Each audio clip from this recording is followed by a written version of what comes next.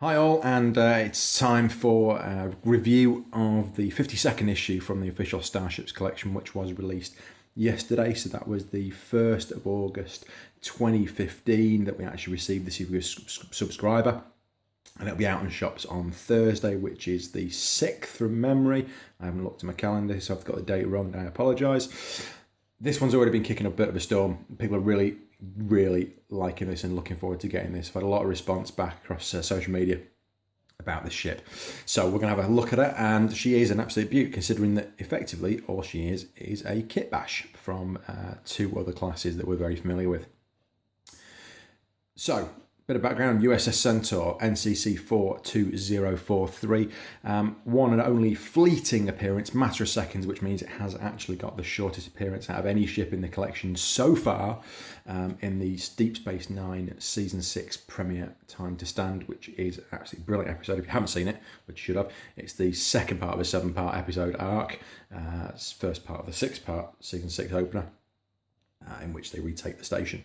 But this was the ship that chased Captain Sisko and the crew as they were on the Jemadar ship that they'd found in Season 5. And they didn't chase because they can't actually tell anybody that they are using the ship to go and infiltrate Jemadar facility.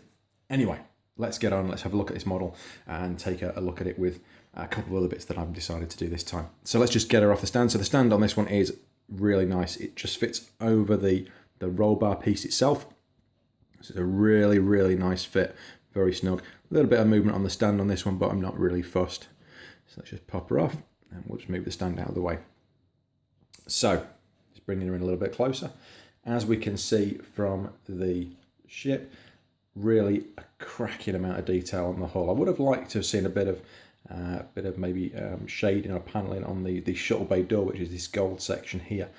But really, I can't fault it. It's got a really nice bit of Aztec, slightly worn paint effect on this saucer hull. We've got the RCS thrusters, all 1, 2, 3, 4, 6 of them indicated on the outside edge, which is really nice. Now a little bit recessed as well. So it's really nice to see that they've actually got this correct.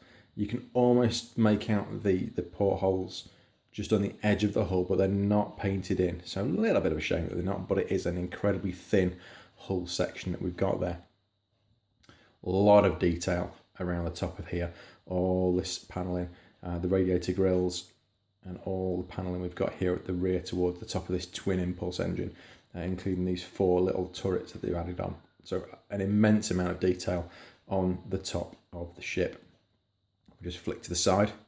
You can see it is a very thin profile on this one. Very thin indeed. Because you've got this source section, effectively just 2 engines. So there's even less of a profile than you would get with something with like a Miranda class USS Reliant.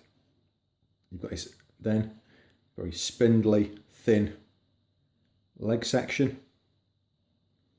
Pylons, which are nacelle pylons, bring out these 2 very thin nacelles. Just noticed actually myself that the fitting on this isn't fantastic, and there's a little bit of glue overspill actually on my engine. I didn't mention this in the blog, so I've just literally seen this as I'm doing this video now. So that's not brilliant, but not a deal breaker. It is pretty secure, so I'm not getting any movement in that. But these are quite thin. But still really nicely done. No transparent or translucent sections here. It's just purely blue painted on. And no translucent sections anywhere on this ship at all. Even the impulse engines here are just painted straight on, and the torpedo tubes are also painted straight on the weapons pod, which is in the centre of this roll bar. I think the one disappointment that I have pointed out in the blog post as well is that on the underside of the saucer, these raised sections, including the sensor dome, they don't seem to have any kind of really defined edges. It looks like somebody's painted on quite thickly around them. So they kind of bleed into the hull section itself. I'm just seeing if I can try and get this a little bit closer. So you might be able to see that if I just focus in. There you go. As you'll see from the sensor section here, it just seems to bleed slowly, and especially around these pieces here. Whereas on the model, if you look within the pages of the magazine, you'll see that there is a lot more definition to these sections around the ship. But I've got to say, for all over quality and detail, there is a lot on this ship, especially around this sensor pod. The other thing I noticed in the magazine, and I said in the blog, was that there are these sections here, these circular sections, And this panelling is a lot more pronounced on the Andy Buckner model that he used to make this in the first place. But I'm not complaining, because overall I think this is a really, really good ship. I think they've done a really good job with this, considering how short it was in the TV series 4 and the fact that we never saw it again. I think Eagle Moss have done a sterling job on this. I think this is one of the best Federation starships they've done, purely because the amount of detail on this is really nice. And when we're talking about detail, what I wanted to do was compare it to the two ships that it actually came from. So, for the record, what I've brought in is the USS Excelsior and also the Miranda class. So as we know, the Miranda class is the where the roll bars come from. So I'm going to try and drop these two in. This is going to be a really fiddly piece of work I'm going to try and do here as I'm talking. So if we look initially at the saucer section, you'll see that on these two ships, there is a lot of detail that they've actually managed to include within the hull of the Centaur. On the Excelsior, it's a lot plainer, and also you'll see that there are a lot of sections that they've masked off and removed. But essentially the saucer is the same. So you've still got your RCS thruster ports, you've still got the defined sort of bridge module section at the top here, but they've removed the fins at the back here of the Excelsior. And they've removed them on the Centaur. They've also put these 4 little turrets on the Centaur and a little bit more detail at the back. But imagine if you were getting an Excelsior in the scale that the Centaur is supposed to be in. And to be honest, the saucer isn't that far off on size-wise. So if we bring them together, you can actually see. I'm trying to think how I can do this a little bit better so you can see them. If I pull those off and actually hold them together, you'll see that the size of the saucers isn't that far away. But it is really nice that they've got a lot more detail on that central section on the Centaur. The other thing that is stolen from the Excelsior class are the nacelles. As you can see on the Excelsior, we've still got that translucent section on the top and the sides, but on the Centaur, we've actually lost those sections completely, and it's just become that line. The shuttle bay as well, you'll see that's on the Excelsior at the rear. This piece here is the piece that's on the front of the Centaur. So if we turn it around, you'll then spot that those two pieces are in fact the same item. Ta-da! It's amazing. It's a miracle. You can see straight away how much of this was. I mean, it's 100% kit bashed from other models. And as we said, there is one other model that it was taken from. Just pop the Excelsior back in there and we'll move that to the side. As you would have heard a few seconds ago, there was a massive crash, which was, of course, my Reliant doing what it famously does when it comes off the stand and almost breaking. So the thing that they took off the Reliant was that roll bar piece. So we'll just bring the Centaur back in. I know I'm holding it upside down, but as you can see there, the weapons pod, if we hold it, and you'll be able to see, I'm just going to move that stand out of the way for this one. You'll be able to see, I'm going to take it off the stand, even though it's going to be a complete pain to do it. Let's just move that one out of the way. As you can see from the roll bar there, which curves down, is the Reliant roll bar. In fact, it's the Reliant roll bar backwards.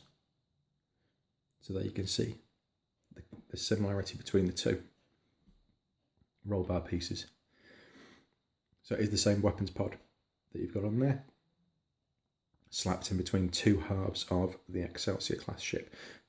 However, it still means this is the Centaur is. I know Ben is a big fan of the Reliant. He was quite upset when I didn't put it into the top 10 ships that we were looking at a few weeks ago when they announced the 50th issue. But I actually think that the Centaur is perhaps as strong as the Reliant. Unfortunately, not.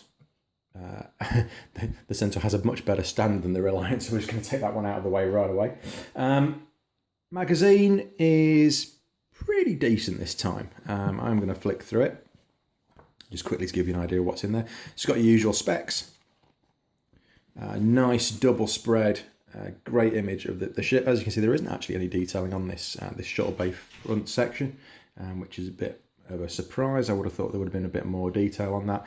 Other thing I didn't mention, it has got a Miranda class bridge module, which is detailed within the magazine. So you do get a nice bit of detail on the ship, the design, why it was built, which is great. Some really nice pictures of the Centaur class that you don't ever see anywhere else. This was the one that Ben actually tweeted out when we were looking at the Centaur originally. Some great plan views, very nice bright colours, not quite as bright as they are on the model, I have to admit, and the model does look a lot better than the plan picture you're getting in here. Eagle Moss, please, you've got to do something about this detailing. There's so little information that you're giving out on these pictures, and it's shocking, some of it. Main shuttle bay, main bridge, these stuff that if a fan of the show, you'll know this stuff straight away. Design of the Centaur really good, but as I noted, that if you look at the pictures in here, yes, I know that the registration number is just a piece of paper stuck on, but that's on Andy Brockner's original model. The challenge that you've got is that a lot of the detail that's on this hull of the model that they used from Andy is a lot stronger detail than you're actually getting on the model itself. But a really, really nice read through to understand how they designed it and the story behind it, how it came to exist. Again, some really great photographs of the model and the schematics behind the ship. And then a really, I wouldn't say massively interesting piece. If you've got the Deep Space Nine companion, you'll know most of this information firsthand from era, but Stephen Bear anyway. But a nice little overview of the Dominion War and how it was affected in the later seasons of Deep Space Nine.